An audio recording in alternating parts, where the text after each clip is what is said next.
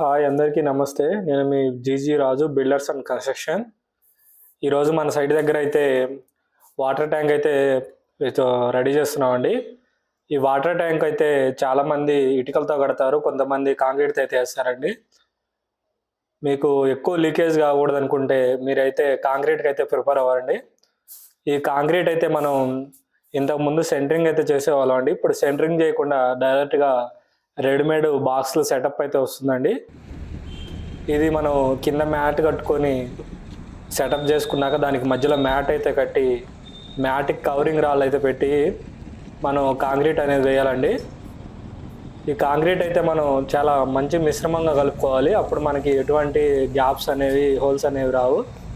మీరు ఈ కాంక్రీట్ వేసుకునేటప్పుడు మీరైతే మామూలుగా మనం స్లాబ్కి అయితే 101 లీకేజ్ ఆయిల్ అయితే వాడతామండి.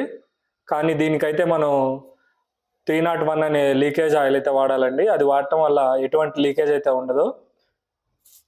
మన బేస్మెంట్ వరకు కూడా పూర్తిగా కంప్లీట్ అయిపోయింది. ఇలాంటి వస్తువు మీ దగ్గర చేయించుకోవాలనుకుంటే స్క్రోల్ అవుతున్న మా నెంబర్కి అయితే కాంటాక్ట్ అవ్వండి.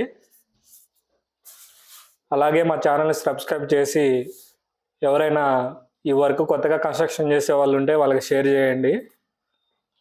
కాంక్రీట్ పూరింగ్ అనేది 4 వైపుల నుంచి అయితే వేయండి. ఒక సైడ్ నుంచి అయితే కాంక్రీట్ పూరింగ్ చేయకండి. కాంక్రీట్ ఒకవైపు మొత్తం వాటర్ అయితే ఒక వైపు వస్తాయి. 4 పక్కల సమానంగా అయితే పోసుకుంటూ రావాలి.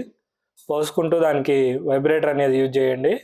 అప్పుడు ఆ మిశ్రమం అనేది ఎటువంటి హోల్స్ రాకుండా 4 వైపులా సమానంగా అయితే వస్తుంది.